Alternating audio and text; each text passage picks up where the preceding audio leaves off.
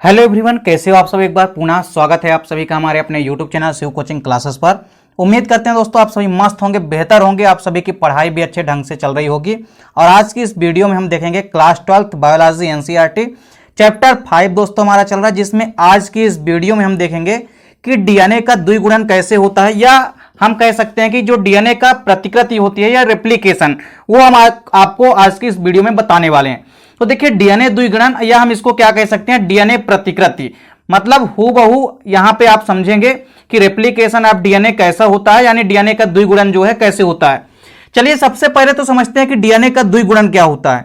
तो देखिए, डीएनए की जो श्रृंखला होती है अपने ही समान दूसरी श्रृंखला बना सकती है, तथा डीएनए की इसी क्रिया को हम क्या कहते हैं, द्विगुणन कहते हैं। मतलब द्विगुणन क्या होता है कि कोई भी डीएनए का श्रृंखला जो होती है, डीएनए में आपने क्या देखा था कि बेसिकली जो डीएनए होता है वो डबल हेलिक्स होता है, मतलब डबल स्टैंडर्ड होता है, दो स्ट्रैंड्स होते हैं उसमें, या आप कह सकते हैं कि दो श्रृंखलाएं होती है।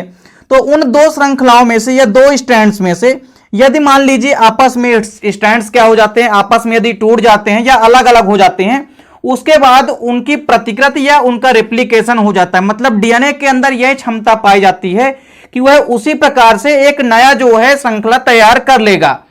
इस प्रकार से मतलब जैसे डीएनए देखिए पहले तो कैसा होता है, डबल हेलिक्स होता है, मतलब द्विकुंडलित होता है। अब यदि द्विकुंडलित में से मान लीजिए डीएनए के कुंडलन या हम कह सकते हैं डीएनए के जो श्रृंखला या स्ट्रैंड्स हैं आपस में यदि अलग अलग हो जाएं, तो दोनों स्ट्रैंड्स यदि अलग अलग हो जाते हैं तो फिर से एक नए स्ट्रैंड्स बनाने की क्षमता डीएनए के अंदर होती है, और आपस में ये पुनः जो है नया स्ट्रैंड्स बना करके फिर से द्विगुणित संरचना का निर्माण कर लेते हैं।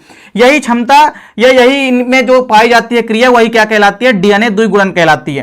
तो डीएनए की श्रृंखला जो है अपने ही समान दूसरी श्रृंखला बना सकती है, उनकी यही क्रिया जो है क्या कहलाती है, डीएनए द्विगुणन कहलाती है, यानी कि रेप्लिकेशन ऑफ डीएनए कहलाता है। इसकी विधि यहां पे समझेंगे तो देखिए विधि छोटी सी है, लेकिन काफी इंपॉर्टेंट क्वेश्चन है, क्योंकि पेपर में पूछा भी गया है कई बार, इसलिए इसको आपको अच्छे से तैयार करना है। इसकी पूरी की पूरी जो प्रोसीजर है, इसमें सबसे पहले आपको क्या ध्यान देना है कि जैसे मान लीजिए सपोज करिए कोई भी आपके पास डबल स्ट्रैंड्स वाला डीएनए है। देखिए सबसे पहले जो है वाटसन एवं क्रिक के अनुसार उन्होंने क्या कहा कि यदि द्विगुणन होता है तो द्विगुणन के समय क्या होता है कि डीएनए की दोनों श्रृंखलाओं के क्षारों के जो हाइड्रोजन बंध होते हैं वो टूट जाते हैं, और जब हाइड्रोजन बंध टूट जाते हैं जिस कारण से दोनों श्रृंखलाएं क्या हो जाती है, अलग अलग हो जाती है। तो मान लीजिए डीएनए की जब श्रृंखलाएं हैं उनके बीच के हाइड्रोजन बंध आपस में जो क्षार होते हैं, नाइट्रोजनी क्षारक होते हैं, क्योंकि नाइट्रोजनी क्षारक एक दूसरे से हाइड्रोजन बांड के माध्यम से जुड़े होते हैं। अब यदि उनके मध्य का हाइड्रोजन बांड यदि टूट जाता है, जिस कारण से श्रृंखलाएं क्या हो जाएगी, श्रृंखलाएं आपस में अलग अलग हो जाएगी। अब जब श्रृंखलाएं आपस में अलग अलग हो जाएगी तो प्रत्येक कोशिका के कोशिका द्रव्य में तथा केंद्रक में जो स्वतंत्र न्यूक्लियोटाइड्स पाए जाते हैं, जो कि डीएनए की इकहरी श्रृंखला के साथ जोड़ी बना देते हैं।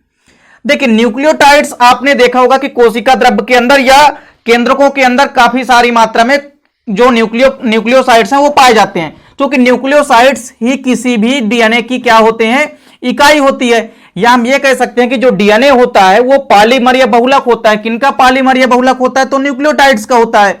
अर्थात जो न्यूक्लियोटाइड्स होता है वह किसकी इकाई होती है, डीएनए की इकाई होती है। तो जो न्यूक्लियोटाइड्स होते हैं ये कोशिका द्रव्य यानी कि साइटोप्लाज्म में और न्यूक्लियस में स्वतंत्र रूप से पाए जाते हैं, जिस कारण से ये क्या करते हैं कि डीएनए की जो इकहरी श्रृंखला होती है उसके साथ जोड़ी बना देते हैं। मतलब आपस में न्यूक्लियोटाइड पुनः मिल करके एक दूसरी श्रृंखला का निर्माण कर देंगे, और फिर वो श्रृंखला जो है जा करके अलग हुई श्रृंखला के साथ जुड़ जाएगा। मतलब जो वहां पे डीएनए टूटा था उसमें एक नई श्रृंखला बनकर के एक पुरानी श्रृंखला से मिल जाएगी, और फिर से डबल हेलिक्स या द्विकुंडलित डीएनए की संरचना जो है इस प्रकार से बन जाती है। तो यहां पे आपको ध्यान में रखना है कि जैसा कि आप लोगों को पता है कि जैसे डीएनए की संरचना में आप लोगों ने देखा है कि एडेनिन जो होता है वो हमेशा किसके साथ जुड़ता है, थायमिन के साथ जुड़ता है। वहीं जो साइटोसिन होता है वह किसके साथ जुड़ता है, ग्वानिन के साथ जुड़ता है। मतलब क्या है यहां पे कि जो स्वतंत्र एडेनिन होता है वो न्यूक्लियोटाइड्स जो होता है, एडेनिन न्यूक्लियोटाइड्स है, उसकी श्रृंखला किसके साथ जुड़ेगी, थायमिन न्यूक्लियोटाइड की श्रृंखला के साथ जुड़ेगी। वहीं जो ग्वानिन अणु की श्रृंखला है वो किसके साथ जुड़ेगी, साइटोसिन अणु की श्रृंखला के साथ जुड़ेगी। और इस प्रकार से ये दोनों श्रृंखलाएं आपस में जुड़ करके पुनः हाइड्रोजन बांड इनके मध्य आ जाएगा। तो जब ये आपस में जुड़ जाएंगे तो क्या होगा कि एक नई जो है श्रृंखला का निर्माण हो जाएगा। और जब एक नई खुली श्रृंखला का निर्माण हो जाएगा, इस प्रकार से जो प्रत्येक खुली श्रृंखला होती है वो पुनः एक नई कुंडली डीएनए का निर्माण कर देती है। तो पूरी की पूरी प्रोसीजर में आप लोगों ने क्या देखा कि वाटसन एवं क्रिक ने क्या कहा कि डीएनए के द्विगुणन के समय मान लीजिए जब कहीं पर भी श्रृंखला में क्या होता है कि जब हाइड्रोजन बंध नाइट्रोजनी क्षारकों के मध्य आपस से टूट जाते हैं तो नाइट्रोजनी क्षारकों के माध्यम से ही तो दोनों स्ट्रैंड्स आपस में जुड़े होते हैं। अब जब न्यूक्लियोटाइड्स के अंदर जो नाइट्रोजनी क्षारक हैं या आप ये कह सकते हैं कि जो न्यूक्लियोटाइड्स हैं इन्हीं के द्वारा दोनों स्ट्रैंड्स आपस में जुड़े होते हैं। तो न्यूक्लियोटाइड्स के मध्य उपस्थित जो हाइड्रोजन बॉन्ड है यदि ये टूट जाता है तो आपस में डीएनए के दोनों स्ट्रैंड्स या श्रृंखला अलग अलग हो जाएंगे।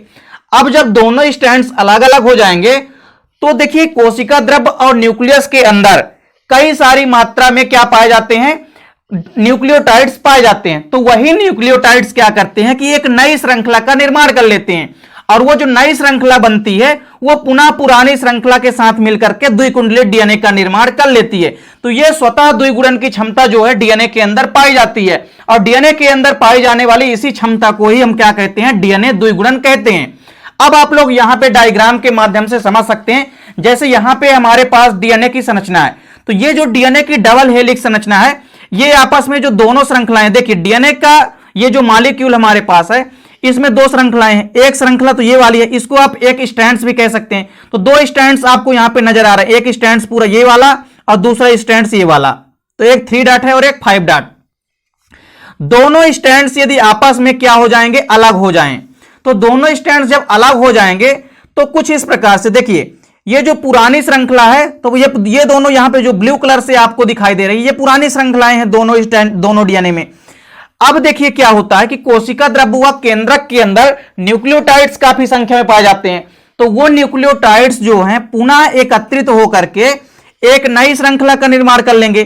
तो ये जो नई श्रृंखला आपको दिखाई दे रही है इसको हमने डॉट डॉट करके यहां पे दिखाया है। तो ये जो डॉट डॉट वाली नई श्रृंखला बनी है ये पुनः डीएनए के साथ जो है मिल जाती है और एक द्विगुणित संरचना जो है बन जाती है।